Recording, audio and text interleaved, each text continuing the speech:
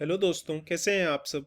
मैं इस वीडियो में आपके साथ एक ऐसा स्टॉक शेयर करना चाहता हूं जिसने एक साल से कम के टाइम में ही मोर देन 5000% रिटर्न जनरेट कर दिया है। लेकिन उससे पहले मैं आपके साथ अपनी कुछ लर्निंग्स शेयर करना चाहता हूं मेरी इस छोटी सी जर्नी की। पहली इंपॉर्टेंट लर्निंग ये है कि एक स्टॉक को आप सफिशिएंट टाइम दो, give sufficient time to a stock. आप एक अच्छा स्टॉक सिलेक्ट करते हो काफ़ी रिसर्च के बाद, उस कंपनी और उस बिजनेस पे यकीन है तो स्टॉक को टाइम दो। ये सोचना कि आप एक हफ्ते या एक महीने में ही अच्छा रिटर्न जनरेट कर लोगे, वो पॉसिबल नहीं है। दूसरा, there is no substitute for knowledge and learning. आप अपनी नॉलेज और लर्निंग बढ़ाएं, धीरे धीरे धीरे धीरे प्रॉफिट भी कमाने लगेंगे। लेकिन आप पहले ये सोचे कि पहले प्रॉफिट कमाए बाद में अपनी नॉलेज बढ़ाएं, तो वैसा जनरली नहीं होता। आप उसमें बहुत बड़ा लॉस भी खा सकते हैं।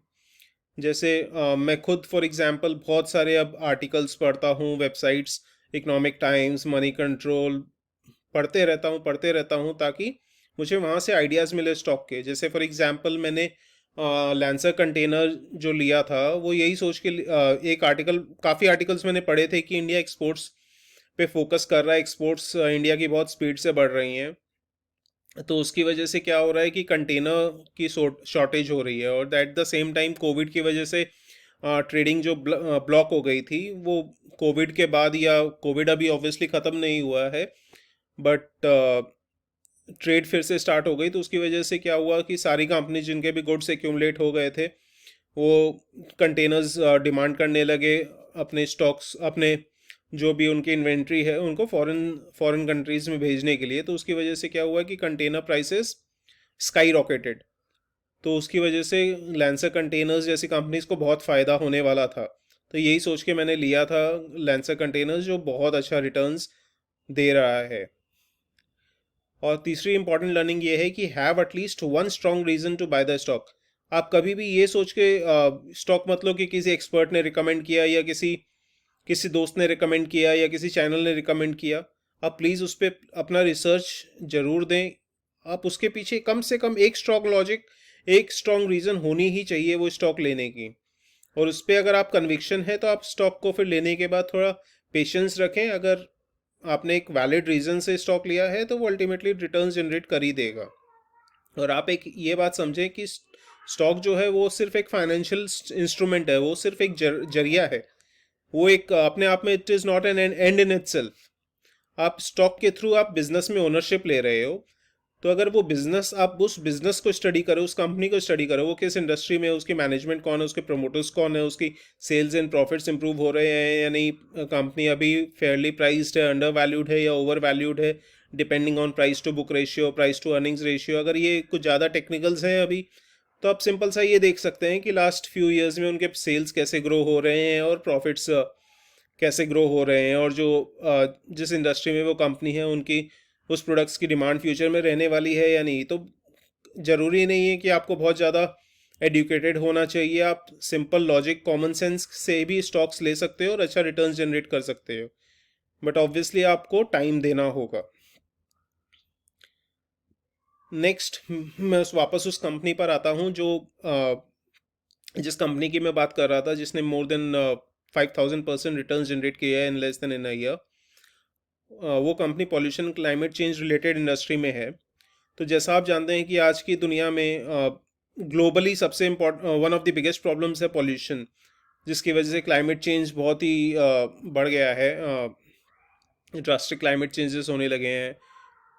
अ, तो गवर्नमेंट्स अराउंड द वर्ल्ड के पास मेजरली दो दो ग्रुप्स ऑफ टूल्स हैं, जिनसे टू ग्रुप्स ऑफ टूल्स हैं जिनसे गवर्नमेंट इंडस्ट्रीज या कंपनीज को फोर्स कर सकती है कि वो पोल्यूशन अपना कंट्रोल करें। तो पहला है command and control. Command and control में आप कंपनीज के ऊपर टैक्सेस लगा सकते हो, पेनल्टीज लगा सकते हो, या उनको बोल सकते हो उनकी ओल्ड मशीन्स रिप्लेस करनी होगी।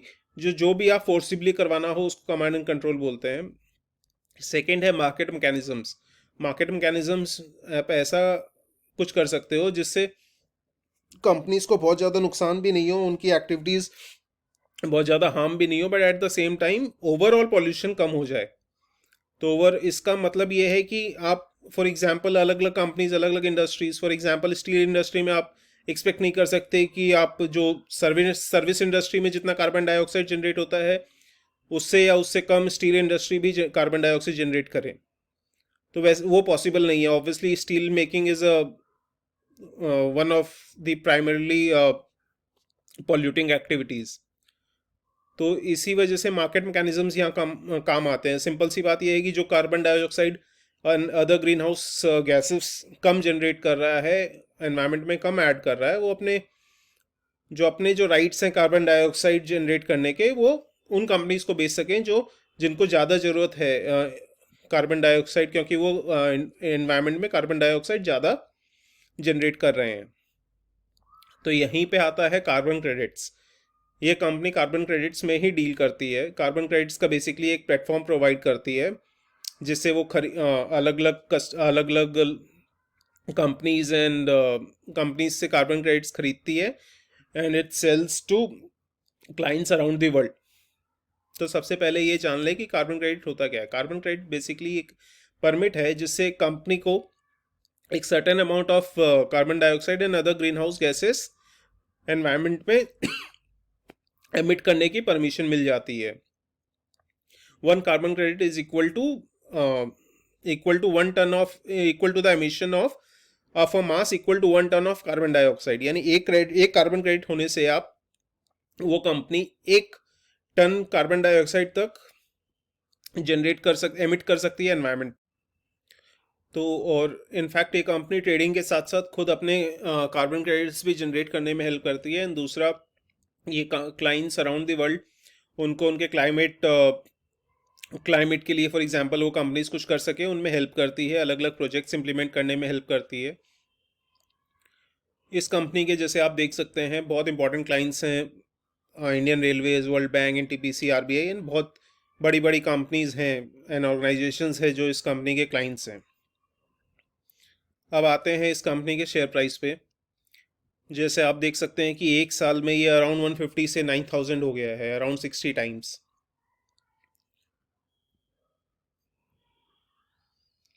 प्रॉफिट एंड लॉस, इस शेयर के पीछे बहुत इंपॉर्टेंट लॉजिक है जिसकी वजह से ये शेयर बढ़ रहा है। ऐसा नहीं है कि ऑपरेटर ड्रिवन है, ऑपरेटर एक हद तक शेयर को ड्राइव कर सकते हैं, but ultimately fundamentals will catch up. तो आप देख सकते हैं मार्च 2018 में नेट सेल 6.99 करोड़ थी, जो बढ़ के मार्च 2021 में 191 करोड़ के आसपास हो गई हैं। नेट प्रॉफिट 0.27 करोड़ से 18.7 करोड़ हो गया। तो मल्टीफोल्ड रिटर्न्स जनरेट की है कंपनी, इसी वजह से शेयर प्राइस इतना बढ़ रहा है। एडजस्टेड ईपीएस आप देख सकते हैं 0.53 से 37 हो चुका है। अब देखते हैं रीसेंट अर्निंग्स। जून 2021 में 193 करोड़ सेल्स थी, जो सितंबर में 443 करोड़ के आसपास हो गई हैं। ऐसे ही आप देख सकते हैं प्रॉफिट 35 करोड़ से 81 करोड़ हो गया है। एडजस्टेड ईपीएस 52 से 118 हो चुका है। तो अब आप समझ पा रहे होंगे कि शेयर इतना क्यों भाग रहा है। मुझे एक फ्रेंड के थ्रू इस शेयर के बारे में पता चला जब इस शेयर का प्राइस 5700 पे था। तो जैसे ही मैंने इस कंपनी को स्टडी किया, ये क्या करती है, किस इंडस्ट्री में है, और इसके फाइनेंशियल्स देखे, वैसे ही तुरंत मैंने ये कंपनी के शेयर खरीद लिए। इस शेयर को मैंने खरीदा था 1 दिसंबर को, और आप देख सकते हैं लेस देन अ मंथ ये 5700 से 9000 पर आ गई है। तो ऑब्वियसली क्योंकि ये प्राइस इतना बढ़ चुका था, ऑब्वियसली रिस्की बेट थी, बट मुझे इस सेक्टर पे बहुत ज़्यादा यकीन है। मुझे लगता है कि फ्यूचर में कार्बन क्रेडिट्स की डिमांड बहुत बढ़ने वाली है। इनफैक्ट अभी तो वॉलंटरी है कि कंपनी अपनी मर्जी से कार्बन न्यूट्रल होना चाहती हैं, बट अगर फ्यूचर में कोई ऐसा ग्लोबल स्टैंडर्ड जैसे पेरिस एग्रीमेंट के थ्रू या कोई भी और वजह से अगर गवर्नमेंट्स अराउंड द वर्ल्ड या वर्ल्ड ऑर्गेनाइजेशंस ऐसा कुछ करती हैं जिसे कार्बन न्यूट्रल होना या कार्बन एमिशंस कम करना मैंडेटरी हो जाता है, तो कार्बन क्रेडिट्स की डिमांड बहुत बढ़ने वाली है। इसका current market cap around 5900 crore है। लास्ट क्वार्टर की अर्निंग्स 118, अर्निंग्स पर शेयर 118 थी। उस हिसाब से अगर आप देखा जाए तो नेक्स्ट ईयर, आज से एक साल तक के अंदर, इसकी अर्निंग्स पर शेयर अगर हम लोग ग्रोथ को कंसिडर नहीं भी करें तो 120 इंटू 4 विच मीन्स 480 के आसपास होनी चाहिए। करंट प्राइस इसका अराउंड 9,000 है, तो उस हिसाब से इसकी forward P ratio 9,000 divide by 500 which equals 18। तो आप देख सकते हैं कि ये शेयर ज़्यादा ओवर वैल्यूड भी नहीं है। ऐसा इस कंपनी से रिलेटेड मैंने एक इम्पॉर्टेंट आर्टिकल पढ़ा हिंदू बिजनेस लाइन में। एक जीएचजी बोल के रिडक्शन टेक्नोलॉजीज कंपनी है जो एक 400 कुक स्टोव्स, जिसकी एक कुक स्टोव के एक कुक स्टोव का प्राइस अराउंड 1600 है, वो फ्री में डिस्ट्रीब्यूट कर रही है। In fact this company has also been promoted by Manish Dapkara, who has also promoted EKI energy. तो आप सोच सकते होंगे कि 400 इंटू 1600 दैट मीन्स 6 लाख